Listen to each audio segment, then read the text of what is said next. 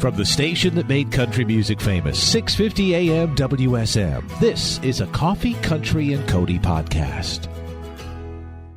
Hi, it's Charlie Matos, and in this episode we sit down with funny man Dusty Slay. Dusty joined us in studio the morning of Tuesday, October the 19th, on his way to a show at the Tuesday Night Opry. We would talk about the Opry, life on the road, growing up in Alabama, fatherhood, and his We're Having a Good Time podcast. Enjoy our Coffee, Country, and Cody podcast with Dusty Slay. Coffee, Country, and Cody. Add Dusty Slay to the menu this morning. Dusty Slay, Jimmy Kimmel, Fallon, Cody, Opry. You got it. That's right. You play all the big time places, don't you? That's right. I am at all the big time places. We made him come inside and get a parking sticker. That's right. To put in his window. That's right. So we wouldn't boot him or tow him. Yeah, they booted you. That's right. Yeah. Yeah, I was afraid the next thing they were going to, I think they were going to mace me or something. Right, yeah. You know? Yeah, towing people don't play around. I mean, when they they're like, your job is to come tow this spot. They're ready. They can't wait to tow a car. Yeah. And there's nothing like seeing the best part of a town when you have to go get your car out of like the towing lot. Oh yeah, it's they're like so polite. They're always so polite at the towing lot. And they also have the meanest dogs. You ever notice that? Oh yeah. Because it usually doubles as a junkyard. Yes. You know, yeah. usually they have Yeah. surplus auto parts. Right. Yes. Yeah. And there's some beware of dog behind this big chain fence. I came out of a laundromat one time with all my clothes in my hands to watch my car get towed away. No way. Yeah. I was in there taking my time, folding clothes. I felt good. It was a nice day. And then I come out, and there goes my car. You have to call a cab with your laundry to go get your car. That's a bad day. Yeah. So Alabama is home originally? Yes, I grew up in Alabama, and then I lived in Charleston, South Carolina for about 10 years, and now Nashville, about 7. You are a new father. I am, yeah. I got a 5-month-old baby, and we were talking about stuff kids survived. I mean, I know the doctor told us, like, never put your baby on its stomach, right? And my mom was like, oh, I did that all the time. And my mom she left me in a car when I was 21 months old, and a running car, and I drove it into a pond at 21 months old. Totaled it. Ruined that car. But survived. I survived, to tell the story. They said I wasn't even crying. I crashed through 2 fences and right into a pond. I was happy, having a good time. Having a good time. Yeah. That was the beginning of having a good time for you, I guess. Wasn't it? 21 months old. Yeah. And you've been having a good time ever since. Yeah. You know, I got shot with a BB gun when I was 5. Did a night in the hospital, but it was all good. Where was the wound? Right in my chest. It went right through my lung, and it's still in my back to this day. Wow. Self-inflicted, or No. did you have it come? It's hard. That'd be hard to do. That's a pretty intense story if I had shot myself at 5 with a BB gun. But no, my cousin shot me. We were playing. I was He-Man, and he was G.I. Joe. And, I was transforming. He-Man would transform from Adam into He-Man. Mm-hmm. And then, mid-transition, he shot me. Had I transformed into He-Man, obviously it would have bounced right off. But that's not. Do you go off at the metal detector at the airport? No, and I got an MRI once, and I told him, if you pull this BB out of there, I want it. It's been with me most of my life. I want the BB. Oh, that's fun. Do you find now you reach a certain amount of notoriety that people quote you back to you? Like they'll see you and the first thing they'll do is having a good time. Or something yeah. Like that? Well, I get that sometimes at the airport. People just go, we're having a good time.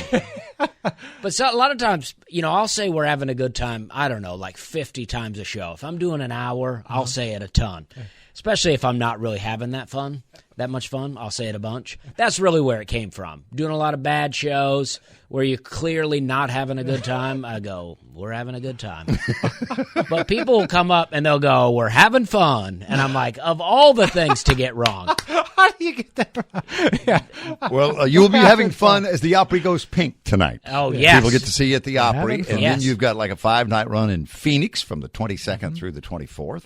And then you get a few days off and come home, and then the reality of fatherhood kicks back in. Yes. It's like, oh, yeah, I remember. Yeah. I've got to be responsible. And then you're off to Syracuse, New York in early Yeah, November. I don't know why I don't have this on there, but in between, I'll work with Jeff Foxworthy at in Minneapolis.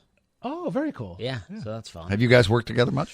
No, never have. I did an interview with him once, and then I saw him once at the Opry. I met him at the Opry. Him and Jay Leno co-headlined the Opry. Well, if you go to Dusty Slay, you follow him on the web, it says songs. And what it is, it's from your live album. It's got songs, and it's just got the bits that you do in your routine listed as songs. Oh, it says so. Where is that at? So on if my I website? say matter of fact, Yeah. how do you respond? Well, it wouldn't be a song, but I used to. That's a really old joke, but I had to. my dad. Well, my dad said this, and then so I say, I don't like running. Matter of fact, if you ever see me running, I'd appreciate if you'd stop and pick me up. Right? I'm probably in some kind of trouble. Right? So that joke was working really well. So I made several jokes. So I said. Somebody asked me, did I want to box with them? And I said, no, I don't box. Matter of fact, if you see me boxing, I appreciate it if you'd stop and break that. Then I say, they were like, you want to lift weights? I'm like, no, I don't lift weights. Matter of fact, if you see me lifting weights, I'd appreciate it if you'd stop trying to bail me out of jail. Okay, another song they have listed. That's a song for Dusty Slay. Words are funny. Words are funny. What would that have been? Oh, okay, I had a couple. I was walking down the street, and I heard this lady say, this year I bought all my presents online except for some of them. And I was like, well, that's why we invented the word most. Say I bought most of my presents. Oh, that's funny. You were quoted in my home recently, though. My wife was very disturbed that certain bugs were eating her roses, and she wanted to kill the bugs, but not the plant and the grass or harm the environment. Oh, and I yes. literally told her, "Have you tried a shoe?" Yeah. And she did not find that very humorous.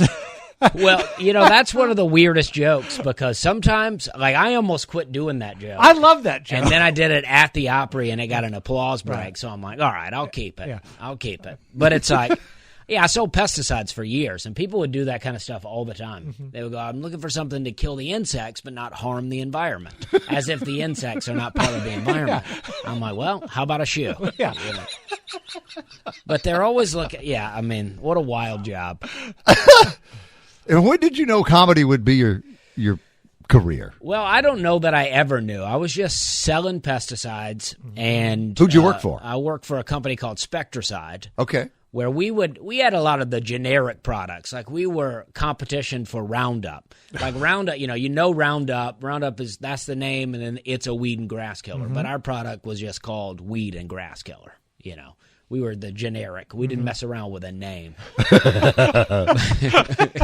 So how did you wind up in pesticides? Well, my brother-in-law worked in that same company years ago. So I moved from Opelika, Alabama to Charleston, South Carolina, and I needed a job. So he got me a job with this company. So I worked part-time, seasonally, and my boss was a guy that used to play football for the Buffalo Bills back in the day. Real big guy, big chin, named Stu Barber. He had glasses with the chain on it, and when he would really want to make a point with you, he'd pull the glasses off. And I don't know why that feels effective, because I see less good when I do that. but that's he would drop them down to his chest and just let them dangle. Yeah. And he was great, though. He ended up being like a real mentor for me, but he smoked cigarettes real hard. You could hear him leave his lips. Yeah, he snapped it off. Yeah. Oh. Real hard. He would smoke a whole pack during a break. And then he retired. I worked for him for like 4 years, and then he retired, and I got his job.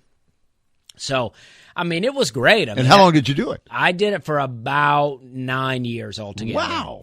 And for me at the time, it was a great job. But it started changing. Everything was changing all the time, and I really started to hate the job. So I was drinking a lot, too. And I quit drinking, and then I feel like my brain cleared up. and I figured out how I could quit the job. But I had car payment that was expensive, and I had a really expensive car insurance because I had a lot of wrecks. I kept wrecking all the time, and my insurance was unbelievable. Unaffordable. Yes. So I couldn't quit the job and keep the car, and I needed the car for the job. So I figure if I sell the car, I can quit the job. And then I quit drinking and smoking cigarettes. So after all that, I practically needed no money. So I'm curious, how did you quit? I just quit. Did you get professional help, or did you just wake up one day and say, "Hey, this is it"? Yeah, I just quit one day. I went on I was having a great time. Nothing tragic happened. It was a blast. But I just drank so much and smoked so many cigarettes that I just felt terrible. Mm-hmm. And so I decided one day that I was going to take a break from drinking, and then I tried to smoke a cigarette that day, and my I didn't have the capacity even to pull the cigarette. I'm like, what am I doing? I was like, and so I dipped for about 3 days, and then I could still do that. Yeah, right? Did that end with violent vomiting? No, I would alternate. Okay. I like to say that I would smoke till my lungs hurt, and then I would dip while my lungs were healing, and then I would smoke while my lip was healing. And I used to get lectured by people at the gas station. I go try to buy dip, and they're like, that stuff's going to rot your lip out. And I'm like, all right, well, let me get the cigarettes. I don't know what to tell you. But so I just decided one day that I was going to take a break, and then I started feeling so good that I was like, oh, maybe I'll just not do that again. Mm-hmm. So did you exercise? Did you start running or doing anything? Well, in about 2 weeks, I figured out, all right, I'd been without drinking, so I figured out how I could sell the car, quit the job, and I bought a bike, and I started biking everywhere, and I lost like 40 pounds in 2 months, and I felt the best I ever felt. And I just started, I would bike 7 miles to a gym. Now, Charleston's very flat. It's impossible to bike in Tennessee. But in Charleston, I would bike 7 miles to the gym and then work out and then bike home. And it just changed my life. And I was like, and I haven't drank in like almost 10 years now. How about that? Yeah, and it's amazing. Good for you. And I had a great time. When I feel like I tell people that, I think that they think that I'm like, it was all tragic. And I love drinking. I mean, I would like to do it again, but I know that I can't. Well, don't do what Larry Gatlin does at Opry Country Classics, because he will go into the crowd, eat someone's popcorn, sit down, and on occasion will take a sip of what he thinks is a soda. And one time he took a sip of something and goes, oh, haven't had that in 20 years. Okay. Oh, yeah. Put it back down. Well, I only eat other people's food when I'm drinking. There you go. And before you go, I got to tell you, I'm a big fan of the podcast. We're having a good time podcast, and I love it. I love the stories. I love the flashbacks to you growing up. It's like you're in the car with me as I'm driving to work. But I truly love when you do your Bible stuff too, and I love when you show your faith. It's really good stuff. Well, I appreciate that. Yeah, and I need to be more consistent with my podcast. I was going to point that out too, but no. But I do have a 5-month-old baby, and that's, I can use that as an excuse, I guess. That's the Gallagher bit, Oh, we'd love to, but we have a baby. And he throws out the ball and chain. Okay. Remember that bit from Gallagher? I don't know that, but that's funny. That's funny. We're having a baby. It is true, though. It is. It was beautiful. I mean, perfectly timed. Yeah. You see, people invite you over, want you to go out, meet them for dinner, and you go, oh, we'd love to. Oh, and then here comes this ball. And chain. We have a baby. Oh, that's great. Well, Dusty Slay, never enough time. Great to see you this morning. And we will see you tonight on the stage, taking the spotlight and standing in the historic circle at the Grand Ole Opry House for the Opry Goes Pink. Dusty Slay.